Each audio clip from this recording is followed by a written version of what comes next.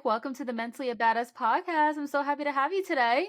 Justine, I really appreciate you inviting me on. I've been looking forward to this conversation for a while, so I'm glad it's finally here. Yes, I know. I was thinking in my head, I'm like, so who do I have this week? I love looking at the calendar. And I'm very excited for this topic because I've never had a hypnosis therapist Yeah. on a podcast. I like the variety on it. So I don't have too much knowledge about it. So I'm excited to learn. I'm excited for my listeners to learn as well. So before we get into that, what we do in every Mentally About Us episode is that we like to go deep into your past. We like Mm, to learn about you. yeah. So you mentioned that you have bipolar 2 and you've struggled with depression, anxiety and such. So let's go back into your childhood. So how was your childhood? Like what do you think would have triggered depression, anxiety?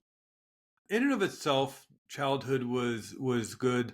There was some alcoholism in my family that did create some unsafe issues around that growing up period of my teenage years. And that's really when the depression and anxiety, at least I noticed, reared its head. And this is the 1980s, so there's not a whole lot Yeah, you thanks for can setting do the about stage, it. by the way. Yeah, because of Yeah. course, there's not the internet, at least that we know it, that we Mhm. could access. We didn't have that in the 1980s, and those SSRI drugs, Prozac, and things like that. They didn't come out till about mid 1990s, late 1990s, something like that. So really, in the 1980s, all you had was talk therapy and whatever book maybe you could find at the bookstore or the library. And a teenage guy is not going to probably do any of that stuff, and or have the foresight to think about doing something like that. Well, it was really just something I struggled with. It was really just the birth of my son in the year 2001 that I really kind of had that come to Jesus moment and say, I got to do something about this. If my mom struggled with depression and addiction issues, I'm struggling with depression and anxiety issues. What's the chance that my son's gonna have to Mhm. deal with this, whether it's Yeah. nature or nurture, what he's mirroring in the home, picking up from me, picking up from his grandmother, or a genetic thing, and something gets triggered. It's a good chance he's probably might have to deal with this. And so, what can I do? Because sometimes you'll step up for someone else when you won't step up for yourself. Oh yeah. And so you'll pull the strength and the power together to help somebody else. And Mhm. so I did that for my son. And it was just at that time, 2001, we had the internet, at least the kind of beginning stages of the internet. And so you could research. There's a lot of information. There's a lot of information was coming out about the SSRI drugs at that point. And so it was really a lot of trial and error, a lot of on and off. We'd moved cities, my wife and I, after our son was born, and we're in a new city with new jobs and careers, and new baby, and so it was kind of some on and off trial and error experimentation on what techniques and strategies and tools to use. But it was really like one day I woke up and I realized I hadn't felt that depression, that heaviness in a really long time. It's kind of Mhm. like the reverse frog in a boiling pot of water scenario where I feel really good. Yeah. And a lot of that healing came from me using hypnotherapy. And that was because at that point, in the 90s, I'd been going into the personal development realm and self-help realm, reading the Tony Robbins and whoever else was out there. And of course, with the internet, you have your access to all sorts of information, articles from magazines, blog posts, interviews. And a lot of those personal development articles and books and things and interviews, they would list like maybe 5 things you can do to change your life at the end of the article. And 4 of them would always be different, but one of them was always the same. They'd always say hypnotherapy. Really? So I started looking into it. I mean, you hear that modality over and over and over again, so maybe there's something to it. If Mhm. all these people who are masters of the personal development world and self growth, if they're talking about hypnotherapy, maybe there's something to that. And so I worked with somebody, and that was one of the things that really helped me deal with a lot of the deep issues. Now, having said that, life is life. There's always challenges of life. So this isn't the kind of thing where, at least in my life, where you go to a couple of hypnotherapy sessions and now life is just rainbows and unicorns all the time. There's always challenges. There's always Yeah. something coming up. So there's kind of two parts to this work as I see it. And the first part is the deep healing work. If there's trauma in your past, if there's some sort of event or circumstance or situation that causes a lot of fear or panic or as creating this chronic anxiety or anger or overwhelm, yeah, that needs to be taken care of. That needs to be dealt with. And a modality like hypnotherapy is great at working with that. We can talk about that more in depth in a little bit. But there's also this part too of what you practice, you get better at. And we know with our physical health that we just don't get to go to a personal trainer once and work out at the gym twice, and now we're healthy for the next 50 years. We're ripped and look like a Marvel superhero for the rest of our lives. Just like You have magic. to do something every day, at least 3 or 4 times a week, but hopefully something every day, at least just taking a walk around the block or something to maintain your physical health every day. Of course, nutrition, what you're drinking, but also some form of exercise, whether you're going to a dance class or martial arts or going to the gym or just, again, taking a walk around the block.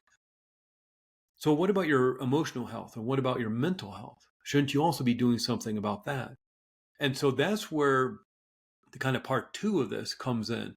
Not only is there the deeper healing work you can do with a hypnotherapy session and, of course, other modalities, but what are you doing on a daily basis to not only maintain and strengthen your physical health, but also your emotional and mental health? And that came to me just because you mentioned the bipolar thing.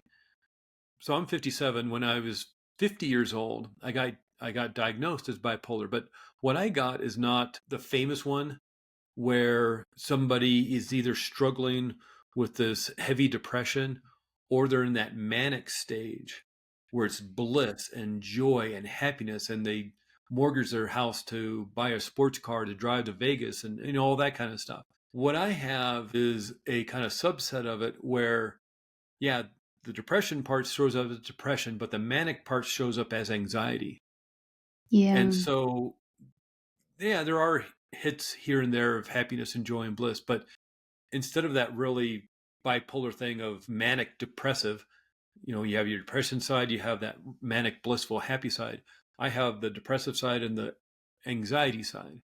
And so it's not like it's something you hypnotize yourself out of. It's just, this is who I am. This is my body, mind, and spirit. And so I maintain and I manage and I use these tools and these techniques so that I don't slip down into deep, dark depression and high functioning anxiety. And so again, there's that part one, part two of this. The deep healing work like you might find in a lot of other modalities as well as hypnotherapy. But then what are you doing on a daily basis just to strengthen and maintain your emotional and mental health? Mhm. Yeah, that kinda got me thinking. As you were saying that, now I'm like, "Huh, what do I do every day?" Yeah, Right? yeah, And also what you were saying about the bipolar, I like how you use the term famous one because that's the one.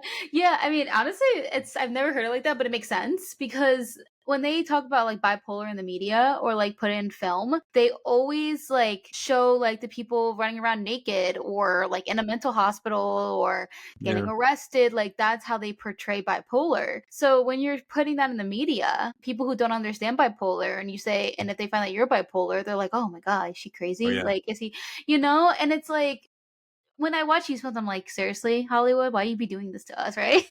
yeah. So as that's why when you said famous, I was like, yep, I totally get what you're saying. But Well, yeah, yeah, no. I think people get this idea that it's like one step below being a schizophrenic. You Yes. know, there's like this intense schizophrenia that, unfortunately, there's people out there struggle with and suffer through. Mhm. And because of what you're just explaining, on the news and movies and TVs, because that's the more interesting one. Who wants to Exactly. see somebody just sitting in a cafe being depressed or anxious? That's not an interesting film.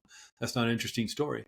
But to like leave your family. It's like, not that this guy was bipolar, but recently in the news in the last months, there's that story of that guy who faked his death in Wisconsin. He was in the canoe and faked his death and ran off to his girlfriend, and they still don't know where he went, but somewhere in Eastern Europe. But he left his family. He left his wife. Mhm. He left his 3 kids, faked his own death, as a drowning accident in some river in Wisconsin, and they found him in Eastern Europe with his girlfriend he met online. And it's like, that sounds bipolar to me, to just like, oh, this seems like a good idea. And they searched for him for like a month because they thought, oh, we need to find the body because to have closure around this. And the more they looked and the more questions they had about him taking out some money right before he disappeared is a really strange story. But that's what we think of as, I think, as bipolar, doing Yeah. something so wild and out there, again, Yeah. selling all your stuff and going to Vegas to play poker tournament, even though he's never played poker before. It's Right. these kind of behaviors and these actions that people take, whereas that's probably like 2%, Yeah. 5% or something, a very low level, but it makes for a more interesting story. So that's what everybody hears about. And I feel like we don't know for sure if he, has bipolar because No, no, obviously no. there's more to it, but I feel like you would really know more if, let's say, I don't know, a couple of months or whatever, he realized, crap, what am I doing? It's kind of like when you go from like that manic stage and start like kind of balancing out a little bit, then you're like, crap, what did I just do? And it's kind of like people say like, oh, I just got to clean up my mess now. It's like, for me, I never went into like a manic episode like that, but there's like times where I would think I could do certain things Yeah, when I can't. So like one time I was going through this whole like, oh my God, I'm gonna make an app for mental health. I'm gonna do this. Like I'm excited. And I'm just like not really thinking about what it takes to actually build an app. Like I yeah, was literally looking at like engineers. Like I was also like, I don't know. I think I was like, I mean, it shouldn't really matter about age. I think I was like 23 or whatever. But like I had this like idea and I'm like, should I do it? And anyway, I never did. And then I also had another moment where I'm like, I want to make a movie. yeah, And I was talking to my friend. I was like, so we gotta fund this. We gotta get the yeah. it was like, yeah, But that's how that stuff happens. yeah. There's a great quote with Orson Welles, one of the great movie directors from the 50s and 60s, and it's making the rounds on Instagram. But it was an interview. It's black and white, so I'm guessing it's the early 1960s. And he made one of the most extraordinary movies back in the 90s, I think, Citizen Kane. And it's considered one of the greatest artistic feats of film ever. And it was one of the early films of back in the 1940s, maybe late 1930s. And he did a lot of really creative stuff that was very new at the time in terms of making films. And this interviewer asked him, well, where did you get the creativity to and the confidence to do this kind of work? He says, oh, it was sheer ignorance. I didn't know you couldn't do that. I just assumed whatever I could think up and whatever I could dream up, you could do.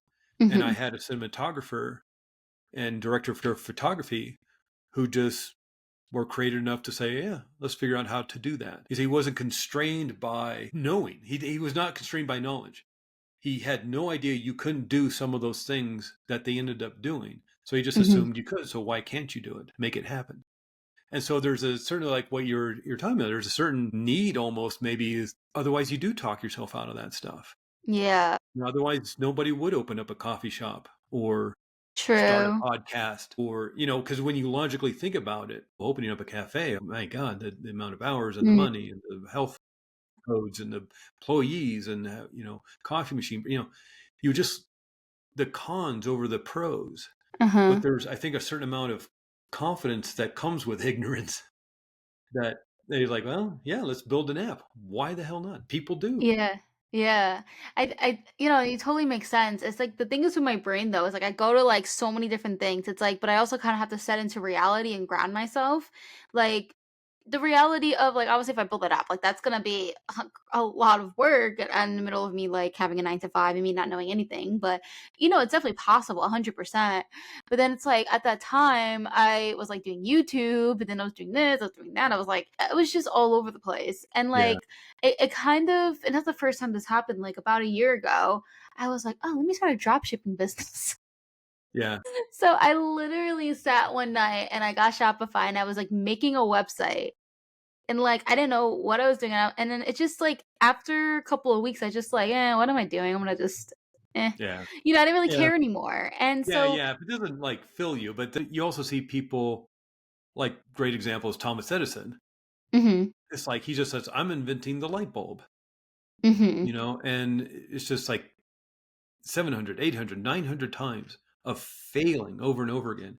And, you know, and that famous, I don't know if he actually said it or not, but, oh, I just figured out 900 ways not to make a light bulb. Eventually, one of them will make a light bulb that lasts Yeah. more than, 30 seconds. And so it's that audacity to just think, yeah, this doesn't end until I win, you know? Yeah, true. And so whether it takes 10 times, 40 times, 100 times, this is not over until I win. Yeah, yeah, that's true. And like one thing that's actually like recently happening in my mind, which by the way, I first want to say that because of all this I was telling you, I like had a hard time trusting my mind Mhm. because it would take me in so many different directions. And like you said, like it's definitely all possible, but then but it's not like it's not really humanly possible to do everything all at once. And that's just the reality unless you're like rich and have and can make a team, then yeah, like, for example, Kim Kardashian, like, she does a million things. Kylie Jenner does a million things. They have a million companies, but they have a team to back them. So, like, that's when it's like they can actually do that. I don't Yeah. have that kind of privilege. Yeah, yeah. Well, that's true, and Yeah, so a one great thing I want example, you were yeah. just saying a little bit ago, it's like, "Oh, I haven't taken time today or whatever to do your emotional work or your mindset work." And it's like, yeah, because life is busy. And Mhm, I oftentimes when I'm talking to people, I mention the Dalai Lama, and the guy's 90 years old, and he still mhm. meditates every day, Mm, and he spends the afternoon meditating. Because and my the reason I bring up the Dalai Lama is because if you read his books over the years, he talks about the anger and the despair and the sorrow. It's not like that guy is happy all the time. The Chinese government is still arresting his monks and torturing his monks in Tibet and bulldozing down his monasteries to build roads and buildings and probably just to give him the middle finger. And of course, he's a human being. He's going to feel that anger and that sorrow and that despair. Of course he is. But he doesn't want that to be who he is.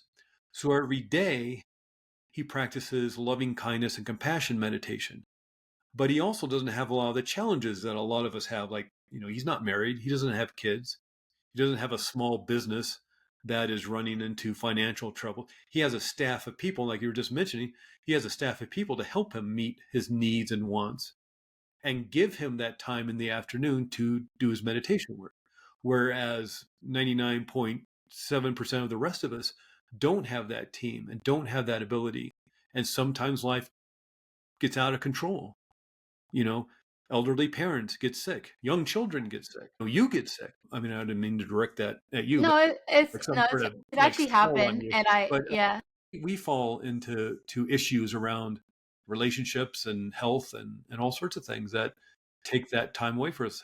If I made my list of all the things I want to do during my day in terms of meditation and doing yoga and doing my qigong and doing my reflective reading and my journaling and it's 5 6 hours, let alone Yeah, going to the gym.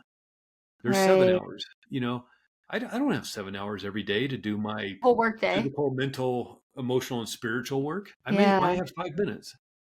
So what do you do? And that's just, I think, challenge of being human and challenge of being human in, this modern era of ours Yes. in the 2000s, that all this stuff was supposed to make life easier, and it just puts more stuff on our plate.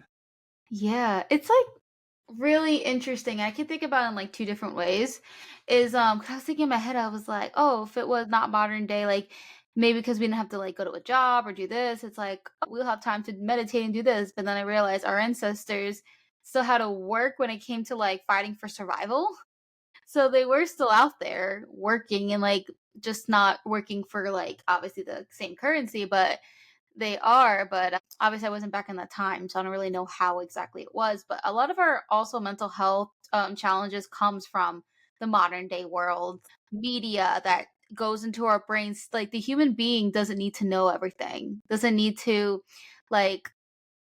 like there's so much information that we consume every single day that it gets overwhelming to our brain. Like our Yeah, brain yeah, isn't built to have an overload of information. And then it's like they have to filter what they want to focus on because you can't focus on everything. Like if you have like if I don't know, like right now, what my brain is taking in is the visual of looking at you, hearing myself talk, hearing you talk. It's if I hear something like outside, like It's just like right now I see there's like a phone number on this like little it's like a note, whatever. Anyway, and there's also just like words around. So my brain is like taking all of that in. And I know it's not really probably the best example, but one thing is that I try to filter what I like choose. So like for me personally, I don't like watch the news every day because a Right. lot of it is negative and I choose to not want to like have that in my brain, like, consume that in my brain. Like right now, I'm sure you probably know, everyone does know about like people think there's aliens in New Jersey right now. Right. Right? So, Yeah. like, people like, "Oh, you hear about those drones and the aliens?" And I'm just like, "Yeah, I, like, heard it, but, like, I don't know. It's just it's not getting my I don't wanna put, like, my attention energy on it. I'm choosing because I already have so much going on in my life that I wanna focus, put my energy towards building this podcast, building the Mentally a Badass brand, working on my social media business, working on myself, that I'm not gonna be thinking about, like, UFOs and aliens. Right. Right. Unless it's Well, in Florida, then maybe right. for my own But that safety, yes. that's actually a really good example you brought up, especially about, just when we're talking about this, when we're recording this, the whole drone thing over the United States is happening. And what's fascinating about this is there is no news about it. There's just grainy Mm. photos or videos. Yeah, that's a drone going by. And then it's hours and hours and hours of people, we don't know what this is. We don't know what this is. Okay, well then why are we talking about it? You know? It's like, And human or the curiosity, government yeah. knows what it is. It's not telling us what it is. It's just all this conjecture and rumors and innuendo. And it's just a big time suck. Yes, Because exactly. like, what are we talking about? There's nothing to talk about. We don't know what it is, or the government's not telling us what it is, or whatever. So now let's talk about that. Now they're not telling us what it's I feel like people what kinda gets me, like, a little frustrated with just, like, general society, especially people who what they're I mean, I obviously, I'm trying to word things properly where I'm not, like, talking right, crap, if you know what I mean, but there's people that they have a regular job. They wake up, they do a 9 to 5, they go home, they watch TV, they go to bed, right? And they don't do anything else. They don't do anything else that's like, I guess, considered more purposeful. Like right now, we're on a podcast. Like this is something that we're choosing to do, and because we want to provide value and such, and making a difference in the world. But not everyone's like that, and some people they're fine doing that. They're like, yeah, I'm just here to just enjoy life, survive, whatever. I'm not gonna. It's their life. At one first, I was like, I don't get it, but I'm like, you know what? I'm gonna be at peace with people wanting to live their life how they want to live their life. The only thing I see that kind of irks me a little bit is that in reality they'll have too much time on there. Like if thinking like they don't have kids, putting that they don't have a kids, they don't have a dying relative, like they do have time after their 9 to 5 to like watch Netflix and go to bed, right? So that gives you like, I don't know, 6 hours of your day, and what are you using? You're just like, and you also could be on social media being a troll, if you know what I mean. Have the time of like just writing hateful comments. Like these people who like do these hateful comments, it's like, what are you doing with your life? And these are like the consumers of social media. And so it's just like people choose, like at the end of the day, you choose where you put your energy and your focus. And a lot of people, majority of people, choose to just be 100% consumer wise and just take in all of it and not really provide anything out. So when you don't have as much, when you have more time on your hands, you go to that mindset, right?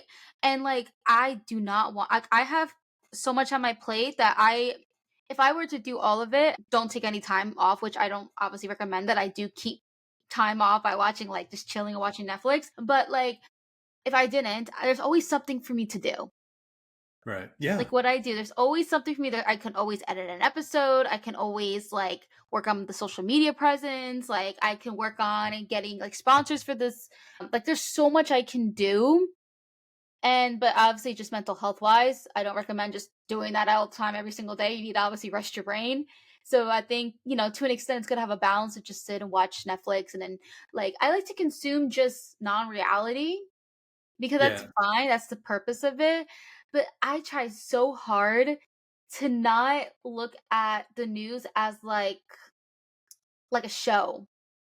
You know what I right. mean? Okay, yeah, Like especially like reality. Like a lot of people think they know celebrities so well, so They would think like, "Oh, wow," like I think the best example I always give is the Kardashians. They're the ones I always give because people see headlines. The media loves trashing the Kardashians, and it's because people love to hate on them. And at the end of the day, people they don't really they're more jealous because they to the outside world, it looks like they're rich, they have this, you know what I mean? They have all this luxury. And at the end of the day, as human beings, even if people deny this, there's some type of envy in there. And it's a normal human emotion and feeling. Some people obviously let it overcrowd their judgment and then they do that as like hate, right? And then for me, like, yeah, of course I think that's like I wouldn't say I'm really jealous, but like I take it as in maybe I guess in the back of my head, but I use it as a way to drive me to do better. Instead of me looking at them being like, "Oh my god, they're such a crappy family. They do this, they do that," which is probably not even real. I look at it and I'm like, I watch their reality show, which is the newer one in Hulu, and they actually are producers of it, so they have control over what the narrative is. Versus like when the Kardashians first started, they didn't have any control over the narrative. So they had to do whatever the producer said. And I actually had a friend that was in a reality show. It never got like never saw that it never aired, but he told me when he was in the reality show that the producers would purposely pin people against each other. Like they would say, "Oh, say this to this person during this scene." And then so my friend was like a victim of it where something happened at like the dinner table where someone I guess says something that triggered him and they knew it was gonna trigger him. So after the scene was done, he goes to them, he's like, "Guys, why would you do that to me?" They're like, "Yeah, no, the producer said that we should say this, that it will make you happy." I don't know, like, they Right. lied. And so Right. Oh, my of course. Yeah. friend was like, like on his like close friend story on Instagram, he was like, "This is what happened. I'm so frustrated. Like this, I don't want to do this anymore." And that just showed like for me to see what actually happens, and most people don't know that. Hence him putting in his close friends so he probably legally can't actually, expose what really happens. And so when I learned from my friend he's also a PR, he owns a PR agency. So he works with celebrities all the time. So as a good friend of his, I learned some things that is not publicized. So me just having that kind of privilege there, I just get so angry when I see people say certain things and it's more of like their energy thinking like, oh no, I'm very certain that this person's a horrible human being. But anyway, I know I'm kind of going off on a Well, completely I like a think it's the tangent. same with like a lot of the feuds that you see in music between Yeah. people. And I don't know who's who or what's what anymore. But like It's a Taylor good Swift thing. and Oh Taylor my Swift and Katy god. Perry or whatever. And I was like, how much of that is real and how much is that is Probably just not. gaining publicity for the new song that came out? PR. I think it's about Katy Perry because she says this in the lyric and everybody analyzes this stuff. And how much of that is just manufactured? Because I think some of it might be real because I forget who Yeah. people probably know who Stevie Nicks is. Yeah. And of course, she was super famous in the mid 70s, being in Fleetwood Mac. And then she went on to huge success in the 80s with her solo career. Somebody in the 2000s, I don't know, Rihanna or somebody, I can't remember who it was, had lunch with her or something, got invited over to her house. And so they're having a girls' day over at Stevie Nicks' house talking about music and songwriting and whatever. And she Hmm. says, what do you do about just the conflicts and the the bad blood between other artists, and they pit us against each other and we say mean things to each other? And Stevie Nicks says, I don't understand that, because in the 80s we all banded together because it was so hard as a Hmm. woman in rock and roll. And so if Hmm. Pat Benatar had a hit, we'd all celebrate her. If Deborah Yeah. Harry had a hit, we'd celebrate. Yeah. If Hart and Nancy Wilson, if they had a big hit, we'd celebrate. There wasn't Hmm. any conflict. It was building each other up because Yeah. there was such a small group. Now, it's probably more women in being successful in music than ever before.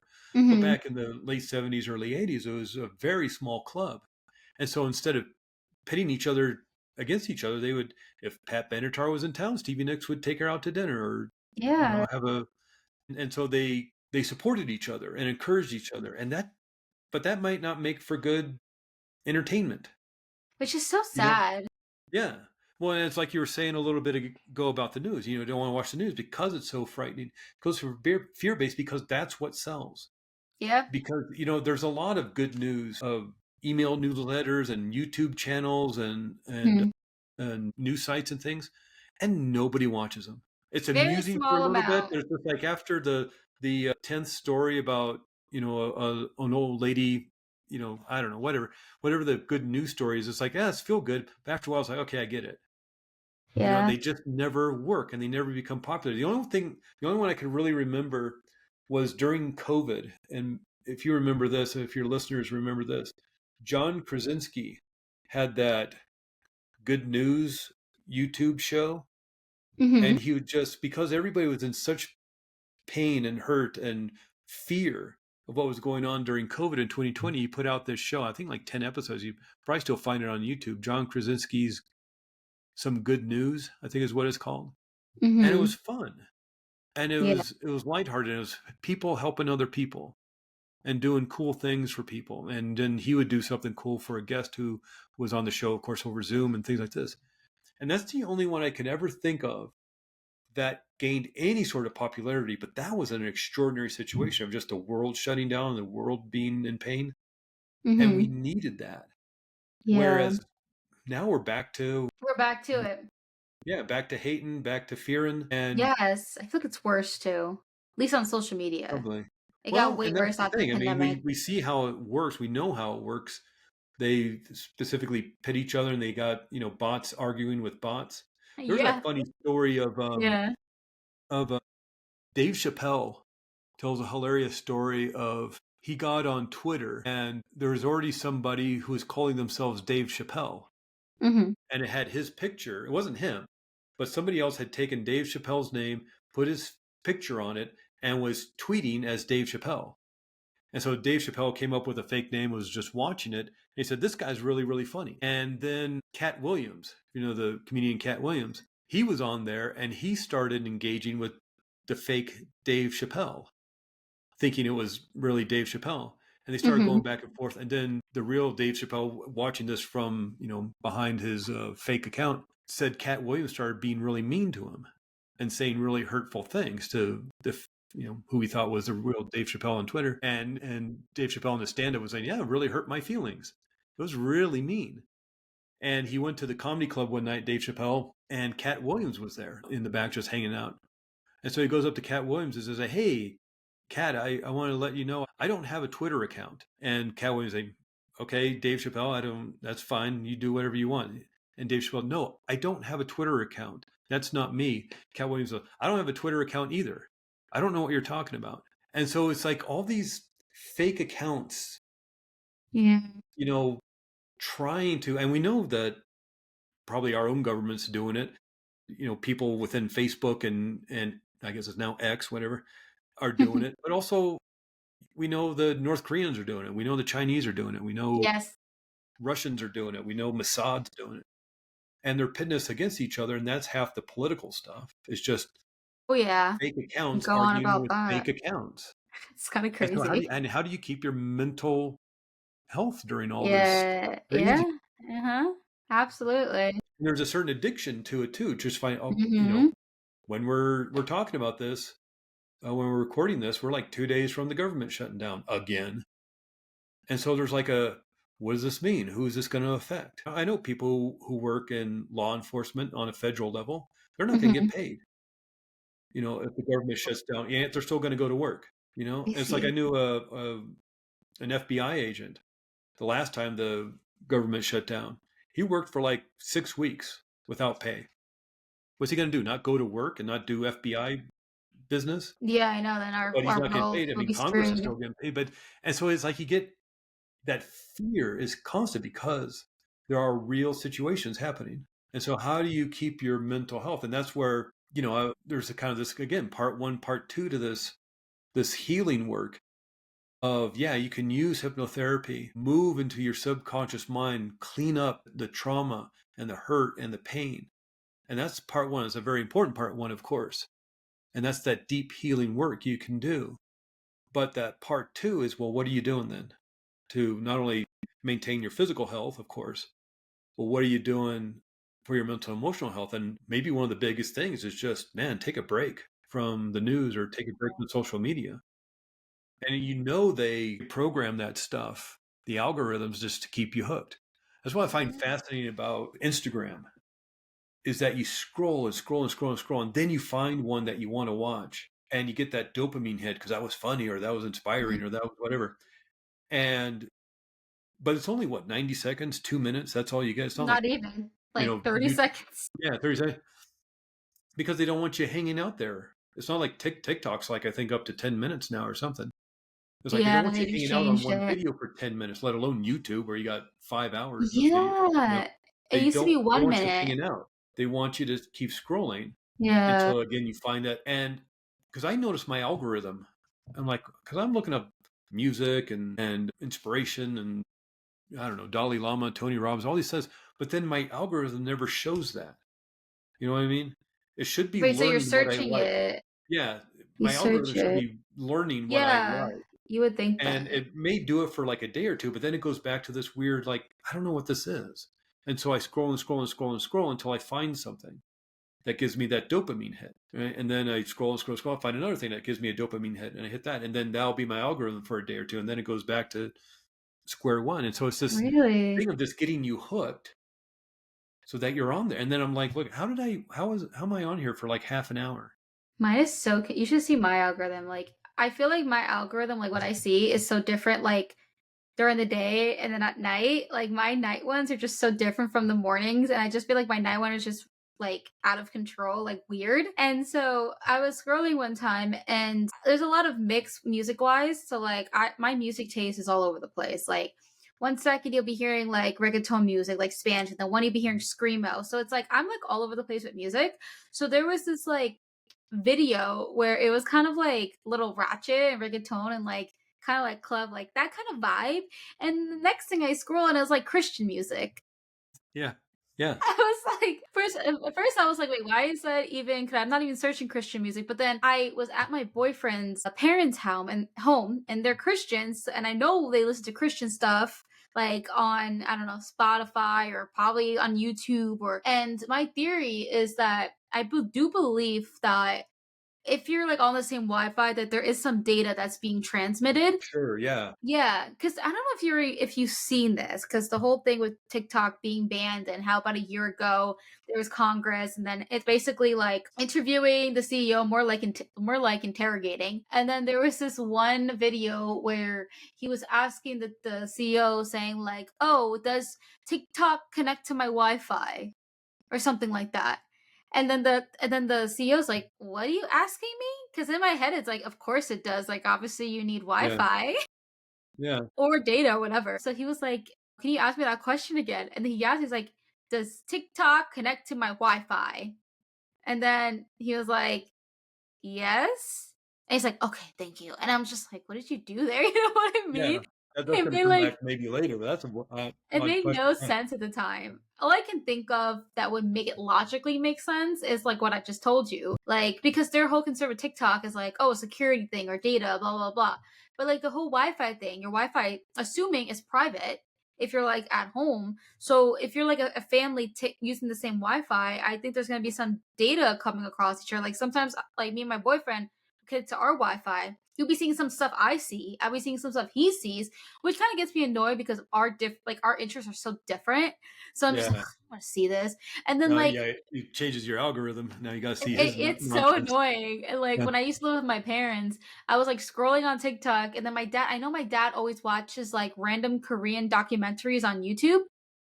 So like I was on TikTok and I saw That's a really random clip specific. about Korea, and in my head I'm just like, I know for a fact I was not searching for this. Yeah. That is not my interest at all. So that piece pretty much confirms my theory right there. Yeah. It's all interconnected, and your phone, your phones are probably listening as well. Isn't it a thing where your Alexa or whatever it is, Siri? Well, which one's what? Siri's Well, Google, series right? for iPhones, Alexa's Amazon. Okay, Amazon. That they're recording you and they're listening to you. And if Yeah, you say something like, "Man, my TV, isn't working well it's anymore. We should breaking. probably get a new TV." And all of a sudden, then next time you go on Facebook, you're getting ads for TVs. You Yeah, know, yeah. or like you look on. Yeah, I'll do that. I'll look like for airline flights or something on Mhm. Google, and then 2 days later, I'll just go on Facebook, and now I'm getting ads for going to the Caribbean or something. And it's like That's it's happened to me. weird and strange that yeah, it's all Yeah. interconnected. they're watching this, and that's what's so funny about the TikTok thing because, well, Facebook and X and whoever else is out there, Google, certainly Google is they're tracking you too Yeah, and it's getting your all information. You know, yeah, Google is 100% connected to at least Facebook. I know that for a fact, and Instagram, because like for my job, I do like social media management freelance, so I do like ads and such, and I know how it works. I know if someone's googling, oh, I need a new umbrella for my backyard, and let's say I have a client that sells umbrellas. I put in certain keywords so it interconnects, so that person sees the umbrella. So as long as you're like doing what your job with setting that ad up properly, it would target the right people that would potentially convert. But then sometimes I look on Facebook and like these ads wouldn't make any sense with me. So the first thing I think is like that social media person has no idea what they're doing yeah. because it's not, but I mean, it is, I think into our modern day world, yeah, it is creepy because it's new to our brain, but for me, just like on the marketing, I understand why it does that because it's like a target marketing, like that's the name for it. But there is a way to turn it off, which a lot of people don't understand. Is like you can go to your phone and click certain settings, and what you do is like you go to the apps and you turn off the mic. Oh, right there But you go. yeah, you turn off the mic, and I'm sure if you go on the Alexa, that Alexa has an app. I'm sure you can go there and do the same thing. Because legally, you have to have a choice. You can't, like, they legally can't record you without your consent. And when you set up all of these, like, apps, it does ask you. It says data sharing, allow or do not allow. A lot of people don't read it. They just like, yeah, whatever, allow. Because people just don't want to, they just get pop ups.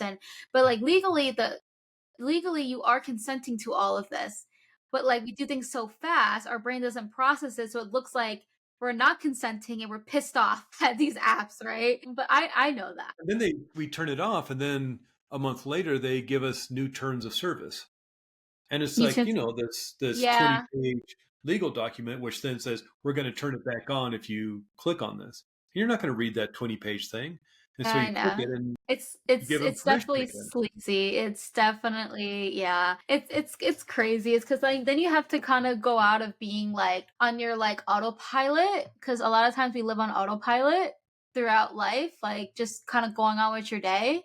And Yeah. then if you are given like terms and conditions, you don't want to like, oh great, I gotta actually like think deeply and analyze and all of that. But actually, I really, really, really do want to like transition because I think it's a good transition to hypnotherapy. Let's talk about Yeah. the brain with that. So, can you tell us what it is? Let's start there. Okay. Yeah. Hypnotherapy. Hypnotherapy is a modality of deep healing that Hmm. uses your subconscious mind. Dr. Irving Kirsch calls hypnotherapy a non-deceptive placebo. And of course, about the placebo, this is mind healing the body, but you're being tricked into it. So, if a pharmaceutical company, let's say, is doing research on a high blood pressure medication, half the group is going to get the sugar pill, the placebo, because they know mind will heal the body. They literally have to account for that in their research. And so half the group is going to get the sugar pill, get tricked. They're going to try to trick them into healing themselves. The other group, the other half is going to get the real medication.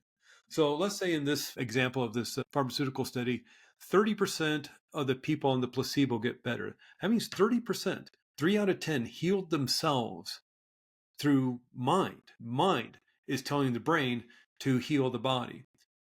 They're being tricked into it because they think they're getting real medication, but mind is healing the body. Let's say in the people getting the real medication, 40% get better. Well, they actually have to subtract 30% because maybe those people healed themselves through mind. The medication had nothing to do with it. So really Yeah. only 10% got better, and that's good enough, and we'll put it on the market at $50 a pill. But nobody looks at, yeah, but 30% actually healed, more people healed themselves through mind.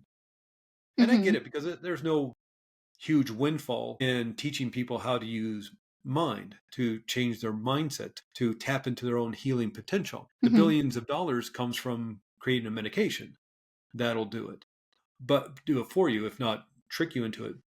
And so when Dr. Irving Kirsch calls hypnotherapy a non-deceptive placebo, what he's saying is we're not going to trick you into healing yourselves. You're going to do it yourself.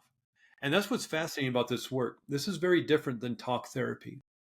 We're not going to sit and talk about your problem. And that can be very useful. I'm not like, throwing, I'm not putting talk therapists on blast or anything. This is a different modality. Talk therapy can be very helpful, very useful. But I think a lot of people spin their wheels in talk therapy because they don't know what the root issue is. They don't know what the cause of their hurt and pain is. So they just start talking about, again, it can be very useful, very helpful. But after 2 years, 100 sessions over 2 years, you're still hurting and you're still in pain. Maybe that wasn't the right modality to help you with the wounds you're carrying.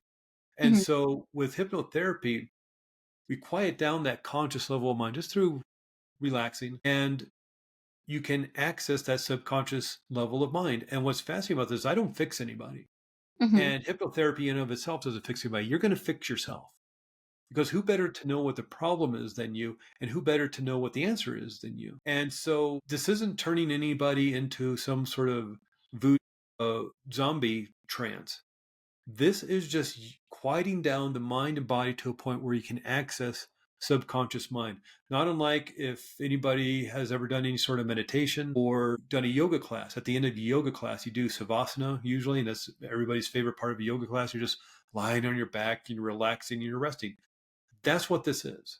In fact, if you're in a yoga class, you've ever experienced a yoga class where at the end the yoga teacher says, okay, and now just lie back on your back, arms to your sides, take a deep breath in through your nose, exhale out through your mouth, and just pretend that from high above you, golden energy of white light is coming down and it surrounds you like you're in a cozy, comfortable, warm, friendly cocoon of this amazing energy, and breathe Mhm. it in through the bottom of your feet and moves up into your body, into your abdomen, into your heart, into your lungs, and it literally resets the cells of your body. It literally starts healing. She's doing hypnotherapy. Mm. She's relaxing the body, relaxing the mind, and then using guided visualization, just plain pretend, using your imagination to heal. Because what's interesting about being a human being, is that the mind can't tell the difference between what's real and what's imagined, Yeah. and will change your physiology to match what you're thinking and feeling. So this is most noticeable when somebody's having a nightmare.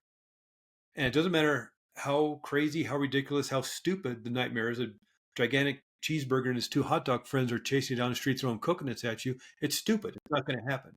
Or it could be something super realistic, like a war veteran having a PTSD dream about the war, Mhm. even though the war was 30 years ago. Both scenarios, it's not happening. They're cozy, comfortable, safe in bed, but their minds think they're under attack. And Mhm. so the main job of your subconscious mind, that unconscious part of mind, yes, it's running your immune system, your digestive system, and growing our hair and splitting our cells and taking us from being a baby at 1 days old to being an adult, and holding on to habits like tying our shoes and walking and riding a bicycle. But its main job is our safety and our survival, our protection. And it Mhm. has this safety protocol of shoot first, ask questions later. So I'll turn on the stress response. So I'm being attacked by a cheeseburger. We need to protect ourselves. And the amount of effort the brain and body has to go through to turn on that fight or flight stress response is quite extraordinary. The Mm. brain has to start creating adrenaline and cortisol. You've maybe just even heard the crazy stories, maybe your listeners have too, of grandmothers lifting cars off of babies and Yeah. I incredible heard feats that. like that. That's adrenaline doing that. Now that's now Yeah. pouring into your bloodstream from your brain, all the hormones of adrenaline and cortisol. 300% more blood moving to the big muscles of your arms to fight. 300% more blood moving to the big muscles of your legs to escape. That's got to come from somewhere.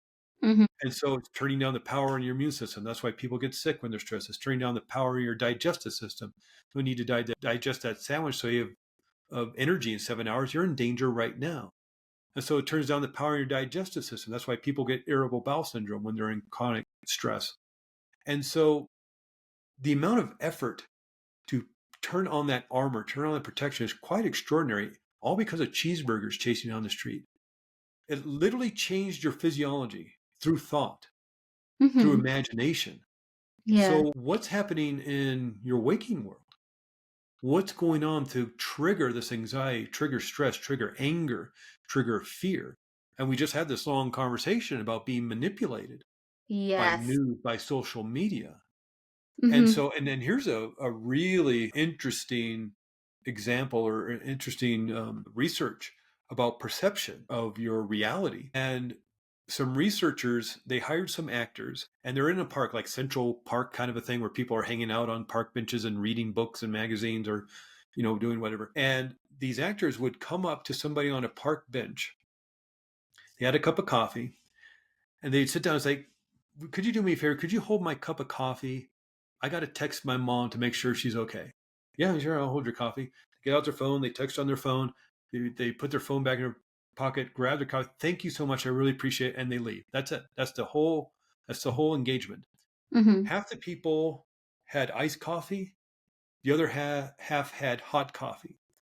Half an hour later, a researcher comes up with a clipboard and asks them, "Hey, I see you're sitting here. Would you mind if you read this story and answered two questions about the story? I'll take you 3 minutes, and here's $20 for your trouble."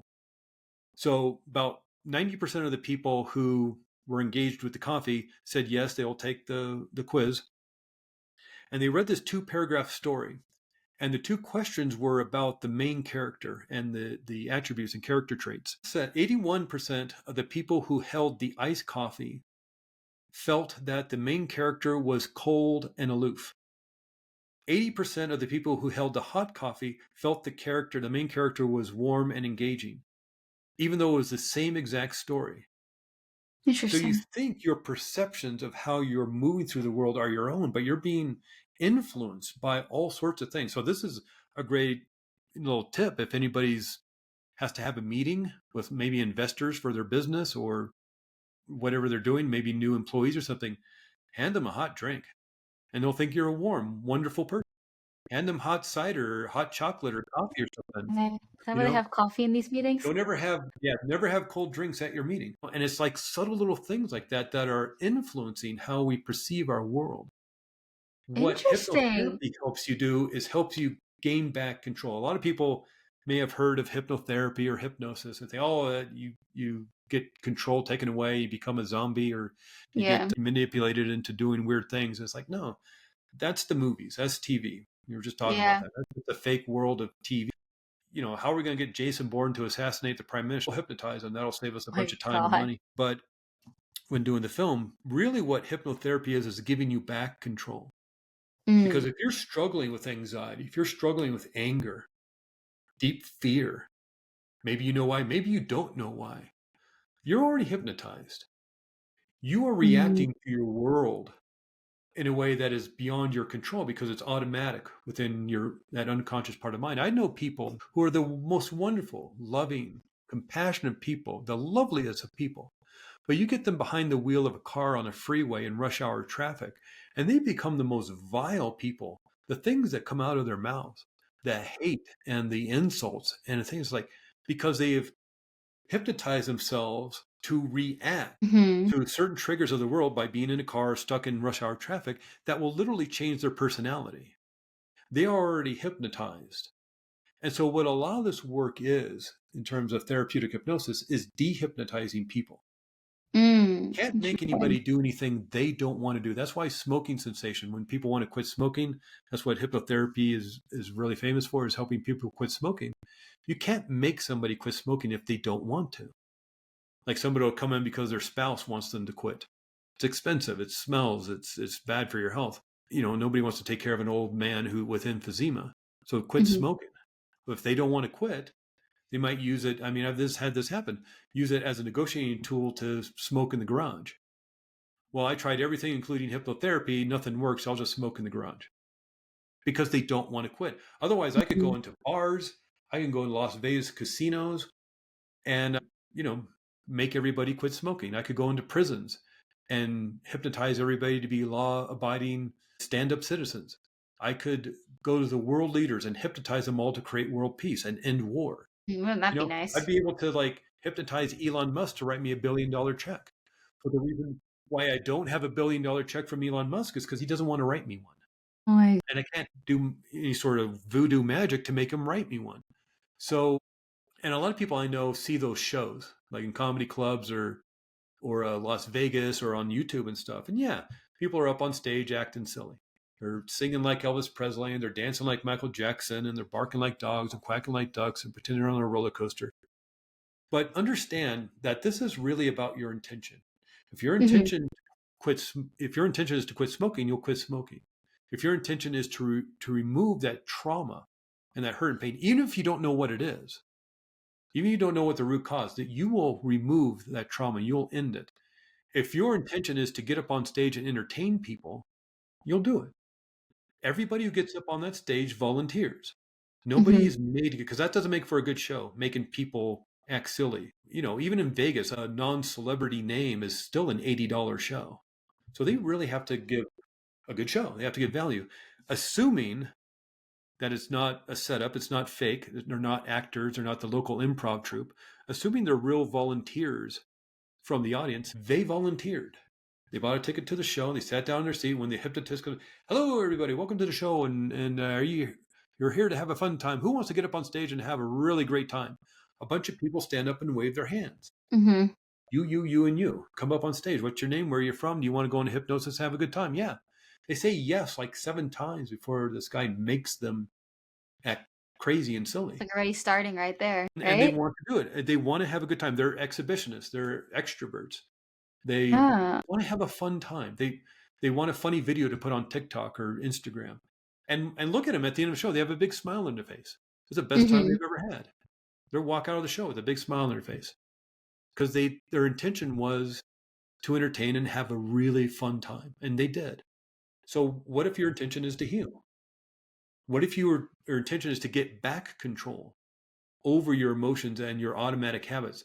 And maybe these safety protocols, these safety instructions that maybe you set up when you were a child. A lot of us are moving through life with the hurt and pain we got as children, and we set ourselves up to armor ourselves from ever experiencing that again.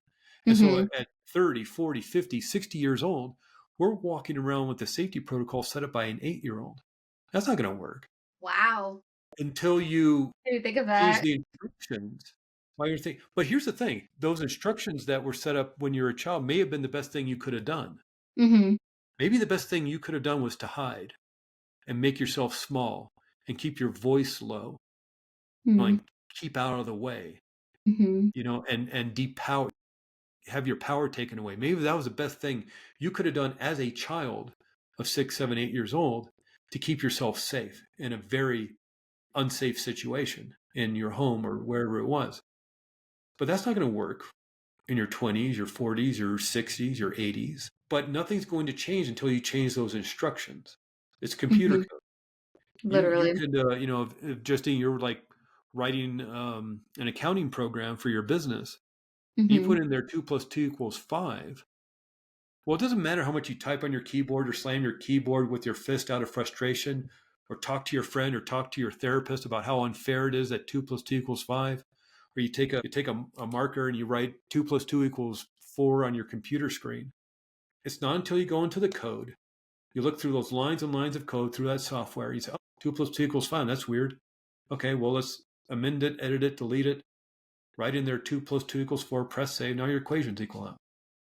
You know, it's this It's it's this crazy. idea that we have to hold on to it forever. And it's like this idea that, oh, here, I got this pen. You hold on to this pen very Hmm. tightly with your fist. And after a while, you hold on to it so tightly that it starts feeling familiar to you. And then after a while, you Yeah. hold on to this pen, you grip it with your fist so long, it's so familiar, it starts feeling comfortable. Comfortably miserable, but it's still comfortable. And then you hold on to it, it's so familiar, so comfortable, you start to think that this is who you are. Yes. Just drop the pen. The And pen. Isn't it like a mic and the thing is, mic drop? They yeah, say yeah, Mike, drop the mic. mic drop. You don't need to know how a pen is made. I don't know how this Yeah. pen was made. I don't know what color ink this is. Yeah, I don't even know what ink is made of. I don't know what the chemistry of ink is. Just Right. drop the pen. Just like, if you're out backpacking and you're walking out into the to do some wilderness camping, and you got this 30-pound pack on your back. After a while, it's miserable, but it just starts feeling familiar and it's comfortable. Mm, and you walk 6, 7 hours and you get to the place where you get the great view of the mountains and you take off that pack. You don't need to know what's in the pack. You don't have to take an inventory to take the pack off. Just take the backpack off. And that mhm. heaviness is gone and you feel so much lighter and sometimes it's easy, just as easy to do that. Yeah. Would you say it's kind of like, in a way, ripping off the band-aid, like just getting into it? Yeah, Okay. but that's a great analogy, although I would say, we do this work in a very gentle and safe way. Uh-huh. There's no just kind of ripping off the band-aid, especially I if you meant got like it's starting like your journey is what I meant. the thing with here's my personal theory behind healing. Healing happens in an instant. So just as someone can install trauma, hurt, pain, wounds, anger, fear, just as you can install all that trauma and terror in an instant, why wouldn't you be able to heal it in an instant? There may be some setup, some lead up Mhm. to that change. Maybe you have to hit rock bottom or you have to hit that pain point. But when it comes to the actual intention and the work of healing, healing happens in it. You're either a smoker or you're a non smoker. There is no sort of kind of I'm a smoker.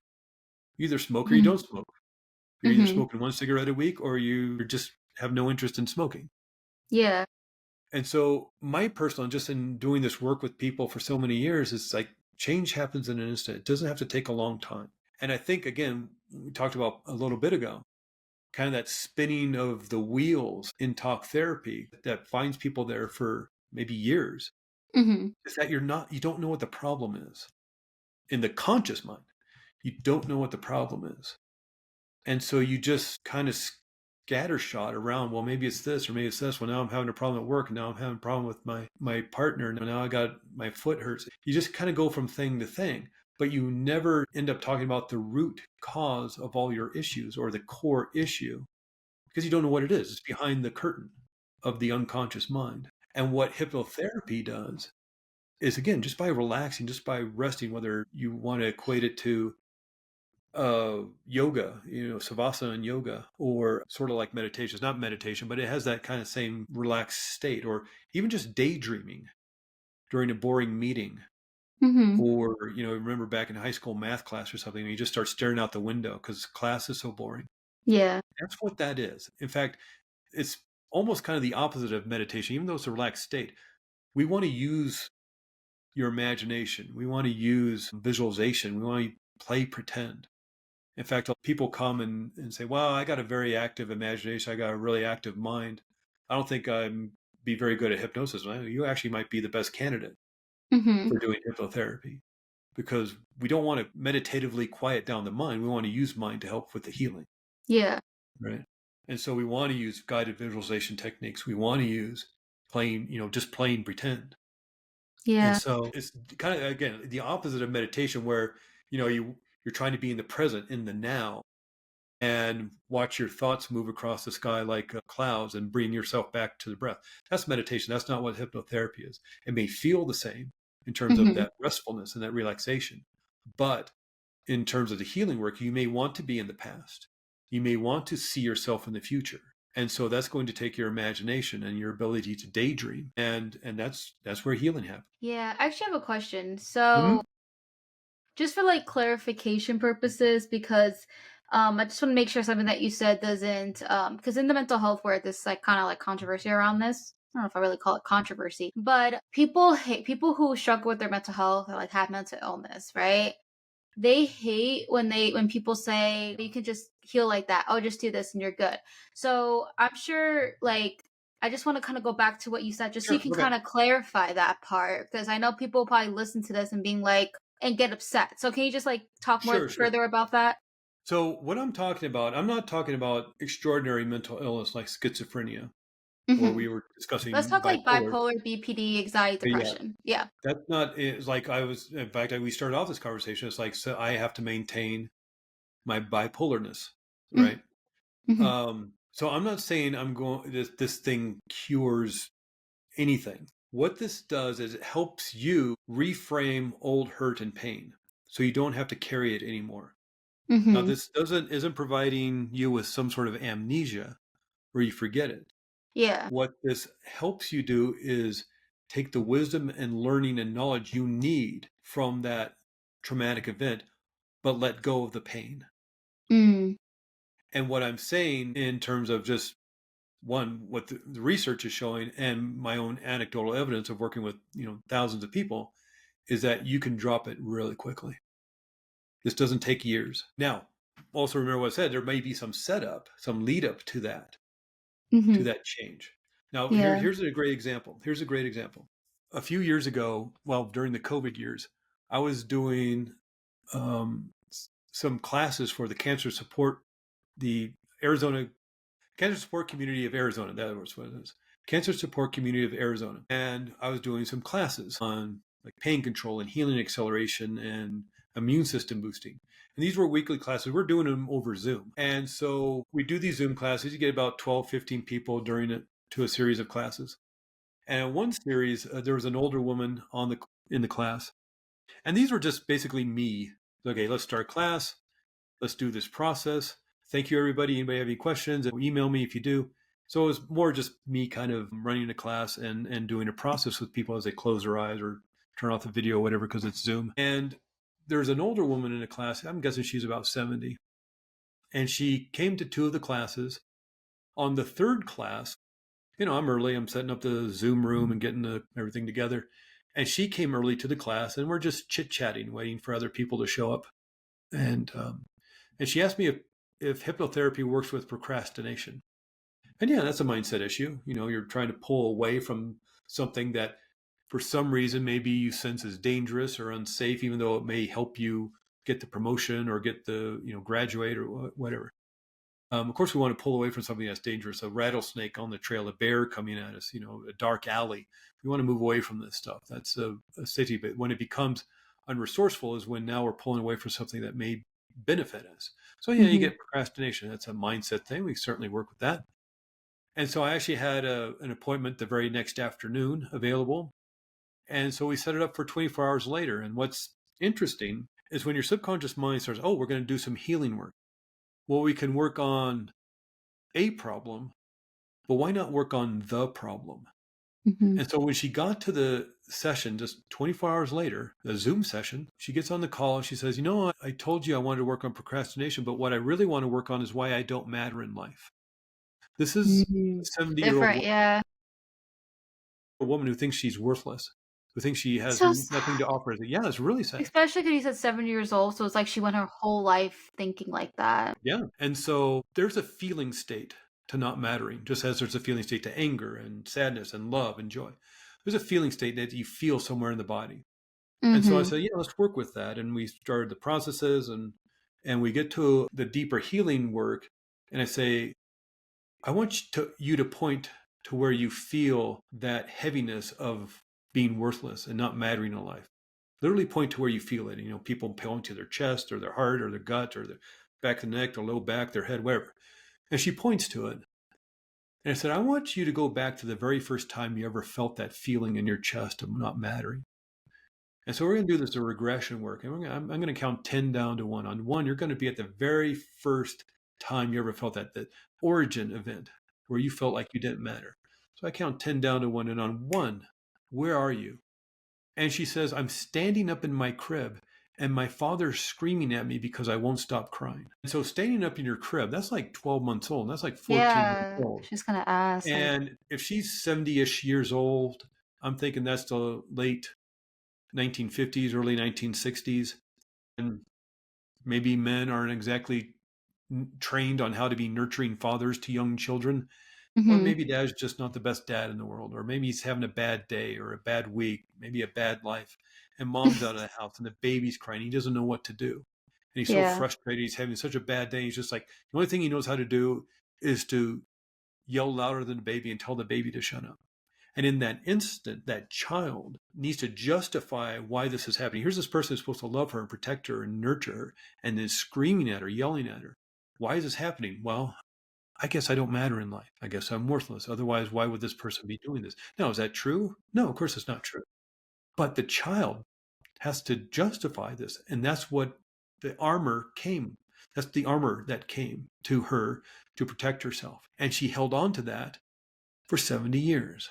until one day she decided she was done with it. And she was done. I never saw her again. And we'd keep in touch. I'd check up on her and say she's doing fabulous. Mm-hmm. And so to me, when I do work like that, change happens in an instant. Now, there was some lead up. She had 70 years of lead up. And she did 3 kind of generalized sessions to kind of maybe prime her nervous system. Sessions on pain control and healing acceleration, things that had nothing to do with her core problem. But when she was ready to do the healing, she healed. And so, yeah, when we're talking about huge, extraordinary things like schizophrenia or cancer or things like that, yeah, I'm not snappy, snappy, wavy, wavy, and all gone. What I mean by, and I appreciate you pointing that out, because it's important to see, like with the work you're doing on this podcast, it's like, yeah, I'm not just going to snappy, snappy, wavy, wave, and everybody's pain goes away. You're going to fix yourself. But in that work, it doesn't take a long time. And I think because sometimes we find ourselves spinning in our wheels in talk therapy, we think, yes, this is going to be a 2-year process. I worked, just really quickly, I worked with somebody who was a counselor, is a psychotherapist. He had been trained in marriage family counseling and had a practice. He was a retired guy, but he had some illness issues, and he was working with some different people, and I was just part of his team. And we were working on some stuff with hypnotherapy, and we kept working on the same stuff, like over and over again. Well, what do you want to work on today? What do you want? And it's like every week. And generally, I see people 4 or 5 times, maybe 8 times. But we were going into the 20s and 30s. It was months and months and months. And I started getting some imposter syndrome. Well, maybe I don't know what I'm doing, or I don't know why I'm not reaching, or why is this not working the way I've seen it work with other people. And finally, I had to call him because I thought it was becoming somewhat of a codependent relationship, and I was feeling uncomfortable because I just didn't feel like I was helping or it was working, and maybe I just wasn't understanding what he wanted. And so we had a phone call, and during this phone call, it was a very nice, gentle phone call, just talking this through. And at one point, he said, in terms of his training, and remember, he's a therapist. He had been a marriage family counselor for decades, and his training with master's degree and all his continuing education and all the people he's working with, because he's working with a talk therapist and some other people doing thought field therapy, and of course his oncologist and all that stuff.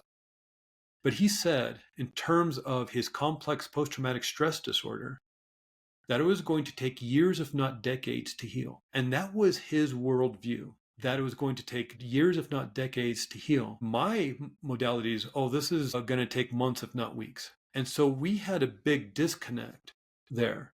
And again, I can't control anybody. I can't make people heal if they, or I have to go with their intention. If their intention is to heal in 10 years, I can't make them heal in a week. Right. And so with that situation, if we had healed this issue in 12 years, we would have been ahead of schedule. But in my theory on how some of this hurt and pain gets stored in the body and within our minds, we should have cleared it out within weeks. I'm not saying everything's a one and done and give me half an hour and I'll change your life. But in terms of, like, we had done so many sessions and I didn't see any change, as opposed to the example I just gave you. We did 3 group sessions over a generalized topic, 1 solo session of deep healing work, and she was done. And that's my experience of your ability to deal. Again, I'm not fixing anybody. And hypnotherapy in and of itself is not going to fix you. You're going to fix yourself. Because who better to know what the problem is than you, and who better to know what to do about it than you? And that's where the foundation of my works comes from, is my belief in you that you can do it, and that it's not going to take you 3 years, unless, Unless you want it again, to be. your world belief is that it's going to take you 3 years to do it. Yeah, that's what I was gonna say. After everything you just like said, I was like summing it up. Like, unless you intensely, that's not even a word. Yeah. Unless Well, that's your that's what his intention. intent was, and that's what I still think about him, Yeah, because that blew my mind when he said it, because it was such a different view of healing than I had, and that I yeah. had experienced, not only in my own life, but in the anecdotal evidence of working with, thousands of sessions, and the research that's out there. in terms of epigenetics and all that, of how fast healing can happen. And so, yeah, and I'm glad you pointed that out, Justine, and we could have a longer discussion about it. Is yes, I'm not here to snappy, snappy, wavy, wavy with my pocket watch, putting you into a trance, and I will heal you. But it's your intention and what it is you want. Yeah. And yeah, it maybe the first one or two things we work on aren't the core issue. But again, as you strip down layers and you get more comfortable within your own nervous system and you reset your nervous system and literally start changing the chemistry in your brain and rewiring your brain with new neural pathways connecting together, you get to a point where it's like, okay, now we can hit the big core issue. I'm ready for it. Yeah, that makes But again, sense. that's not Yeah. years down the road. That's weeks, if not months. Yeah, no, I totally get getting okay, Craig. So tell me a little bit about ACE any test. Like I have Sure. no Yeah. idea Yeah. what that is. Yeah, well, that really quickly, I put together because I've worked with a lot of people with test anxiety. And Ye- whether you're a high school student, a university student, you're taking the bar exam after graduating law school, plumbers, electricians, auto mechanics, real estate agents, firefighters, you all have to take a professional exam, or look at actors or musicians doing auditions or public speaking, job interviews. They're all a form of taking tests. So, I think a lot of people can understand that nervousness about walking into a test. And I didn't really see a whole lot of help out there. It Mhm. seems to be kind of vaguely mentioned on university websites, and there's a handful of 5-7 minute videos on YouTube and some articles and blogs, but there wasn't a comprehensive course to help people move through their test anxiety, learn how to retrain their nervous system and build that confidence. So that's what ACE Any Test is. It's just an online test anxiety relief course, aceanytest.com. For hypnotherapy, my practice is Arizona Integrative Hypnotherapy because I live in Flagstaff, Arizona. And I was just working in Flagstaff and Phoenix. Now I work people around the country, around the world due to Zoom. In fact, weirdly enough, a couple of weeks ago, I worked with a professional basketball player from Iceland, That's cool. and he got my name from his friend who I worked with, who lives in Puerto Rico. So the world is Love the becoming internet. very small, and because of Zoom and things like this, Riverside, we we can do this healing work wherever, and it works really well over Zoom. Yeah. 85% of my sessions are over Zoom now, and it works really well. In fact, what the sociological research over the years has shown since kind of the COVID era and all this stuff, whether talk therapy or hypnotherapy or doctor's appointments, have gone to Zoom, is to show that Zoom sessions work as well as in person. In Mhm. fact, there's been some studies that even show that Zoom sessions work better than in person because Interesting. people feel comfortable and relaxed in their homes. They feel safe in their homes. And Mm. so it's just more comfortable. And if you live in a large city, you don't have to drive across town on a Friday afternoon in rush Yeah. hour traffic. But Yeah. the name of my practice is Arizona Integrative Hypnotherapy. I know that's a mouthful, but if you Yeah. just Google Flagstaff Hypnosis, you'll see me show up. Or Nice. aceanytest.com is easier to remember, and you can email me from either place, and we'll discuss a little more. We can get on a consultation call and talk a little bit more about what you want to work on. Awesome. Well, Yeah, thank you so much for yeah, you're taking the welcome, time out of Justine. your day to teach me and debunk a lot of things. I Yeah, really yeah. appreciate that.